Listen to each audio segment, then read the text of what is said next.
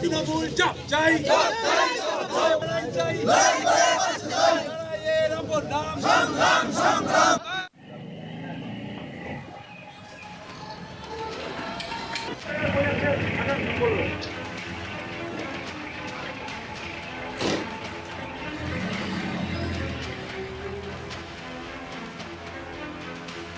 বিজেপির খুলি বৈঠক চলাকালীন হামলা চালানোর এবারে অভিযোগ উঠেছে তৃণমূল কংগ্রেসের বিরুদ্ধে। অভিযোগ, তৃণমূলের হামলায় জখম হয়েছেন বিজেপির মণ্ডল সভাপতি এবং এক বিজেপি কর্মী। আহতদের দেখতে দিনহাটা হাসপাতালে গেলে বিজেপির শহর মণ্ডল সভাপতি অজয় রায়ের গাড়িতে চড়াও হওয়ার অভিযোগ উঠেছে তৃণমূল কংগ্রেসের বিরুদ্ধে। শনিবার 23 ডিসেম্বর দিনহাটা শহরের 15 নম্বর ওয়ার্ডের পাঁচমাথা মন্দির এলাকার ঘটনা এটি। যদিও তৃণমূলের পাল্টা অভিযোগ, বিজেপির সভা করার নামে এলাকায় অশান্তি শুরু করেছে। যেখানে খুলি বৈঠক চলছিল সেখানে বাড়ির সামনে দিয়ে যাওয়ার সময় এক তৃণমূল কংগ্রেসের কর্মীকে বাঁশ দিয়ে মারধর করা হয়েছে।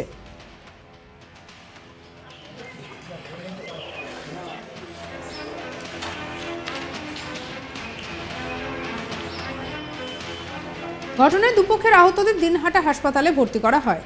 দিনহাটা থানার পুলিশ সূত্রে খবর, পুলিশ এলাকায় গিয়ে পরিস্থিতি আয়ত্তে আনে।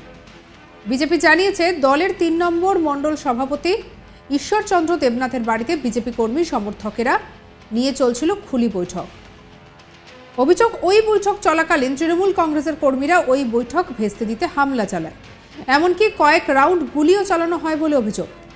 বিজেপির অভিযোগ, বিজেপির মণ্ডল সভাপতি সহ বিজেপি কর্মীদের প্রাণে মেরে ফেলার চেষ্টা করা হয় সেখানে। এমনকি বাঁশ লাঠি দিয়ে বিজেপির মণ্ডল সভাপতিকে ও এক বিজেপি কর্মীকে আঘাত করা হয় বলে অভিযোগ। বিজেপির কোচবিহার জেলা সম্পাদক অজয় রায়ের অভিযোগ, বিজেপির খুলি বৈঠকে বাধা দিতে তৃণমূল কংগ্রেসের পুলিশের উপস্থিতিতে আগ্নেয়াস্ত্র হাতে গুলি চালায়, বাঁশ লাঠি ধারালো অস্ত্র হাতে হামলা করা হয়। তিনি আহতদেরকে দেখতে দিনহাটা হাসপাতালে গেলে তৃণমূল কংগ্রেসের হামলায় তার নিজের গাড়ির কাচ ভেঙে যায়। আর এদিকে আহত তৃণমূল কংগ্রেস কর্মী আমির আলমের অভিযোগ, ঝুড়িপাড়া থেকে পাঁচমাথা মোড় এলাকা দিয়ে ফেরার পথে সেই সময় বিজেপির কর্মী সমর্থকরা হামলা চালায় তার উপরে। সেখানে বিজেপির একটি সভা চলছিল, সেই সভার থেকেই তার উপরে হামলা হয়েছে।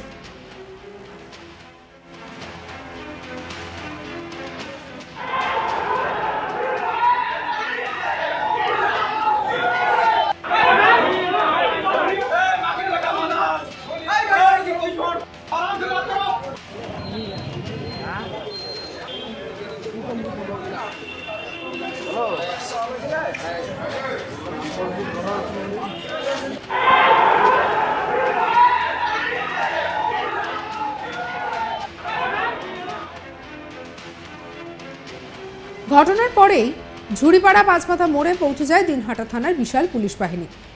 ইতিমধ্যে গোটা ঘটনার তদন্ত শুরু করেছে দিনহাটা থানার পুলিশ। আক্রান্ত তৃণমূল কর্মী আমির আলম বলছেন, আমি তৃণমূল করি, পাঁচমাথা মোড় দিয়ে যাচ্ছিলাম, বিজেপির একটা সভা ছিল, সেই সময় আমাকে মারধর করা হয়। কি বলা হয়েছে শুনব। আপনাকে কে মারলো? আমি তৃণমূল কংগ্রেস করি, আমরা ওই রাস্তা দিয়ে আসছিলাম, আজকে তৃণমূল কংগ্রেস করি, ওই জন্য ওই দিকে বিজেপির ওখানে একটা প্রোগ্রাম ছিল, সেই সব আসার পথে আমাদের উপর আক্রমণ হয়েছে। কোন জায়গায় কারা মারলো? আপনাদের চেনেন তাদেরকে? এটা 15 নম্বর ওয়ার্ডে পাঁচমাথা মন্দিরের ওখানে। আর এদিকে বিজেপি নেতা অজয় রায় বলছেন, আমাদের মণ্ডল সভাপতি ঈশ্বরচন্দ্র দেবনাথের বাড়িতে বিজেপি কর্মী সমর্থকদের নিয়ে বৈঠক চলছিল। কি বলেছেন তিনি শুনব। আমাদের ওই মণ্ডল সভাপতি ঈশ্বরচন্দ্র দেবনাথ, তার বাড়িতে কিছু কর্মী নিয়ে তিনি আলোচনা করছিলেন। সেই সময় তৃণমূলের কিছু দুষ্কৃতিকারী হারমাত তারা বাড়ির উপরে অতর্কিত হামলা করে এবং আমরা দেখলাম তাকে প্রাণে মেরে ফেলার চেষ্টা করা হয়েছে, তাকে রড দিয়ে আঘাত করা হয়েছে, ছুরি দিয়ে আঘাত করা হয়েছে এবং আমি শুনেছি সেখানে গুলিও চালিয়েছে তারা, সশস্ত্র বাহিনী নিয়ে তারাও সেখানে উপস্থিত এবং শুনলাম সেখানে পুলিশ প্রশাসন উপস্থিতিতে এই ঘটনা ঘটেছে আজকে। এবং তার পরবর্তীতে দিনহাটা হসপিটালে, যেখানে ঢিলছড়া দূরত্ব থানা, পুলিশ প্রশাসনের সামনে দেখলাম, আপনারাও দেখলেন যে সেখানে আমাদের যারা ওখানে অ্যাডমিট হলো, যারা ইনজুরি হয়েছে অ্যাডমিট করাতে গিয়েছিল বাড়ির লোক, আমিও সেখানে উপস্থিত ছিলাম। সেখানে দেখেন যে প্রায় 100-150 উপরে সেখানে তৃণমূলের যারা হারমাত বাহিনী তারা কিন্তু সেখানে অতর্কিত সেখানে হামলা চালানোর চেষ্টা করেছে। আপনার উপর তো হামলা হ্যাঁ, আমার উপরে হামলা করা হলো, গাড়ির আপনি দেখলেন যে লুকিং গ্লাসটা ভেঙে দেওয়া হয়েছে, গাড়ির উপরে হামলা করা হয়েছে। ওদের অভিযোগ, ওদের একজন তৃণমূল কর্মী ওই রাস্তা দিয়ে আসছিল পাঁচমাথা মোড়, ঝুড়িপাড়া পাঁচমাথা মোড়ের ওখানে, তার উপর হামলা চালানো হয়, তার উপর ধারালো অস্ত্র দিয়ে কোপ মারা হয়। কী বলবেন? সম্পূর্ণ মিথ্যে গল্প তৈরি করা, কারণ আমাদের যারা কর্মী তারা অনেকটা বাড়ির ভেতরে, মানে সেই রাস্তা থেকে বাড়িটা ওই আমাদের যে সভাপতি তার বাড়ি অনেকটাই ভেতরে, তো সেখানে তো প্রশ্নই নেই। ওখানে দুনিয়ার লোক দেখেছে, আজকে দিনের বেলা ঘটনা, কোনো রাত্রিবেলা ঘটনা নয়, সেটা মানুষ দেখেছে, এলাকার মানুষ, এবং পুলিশ প্রশাসনের সামনে হয়েছে, পুলিশ প্রশাসন দেখছে, পুলিশ প্রশাসন আমরা চাই সঠিকভাবে তদন্ত করে এর বিচার করুন।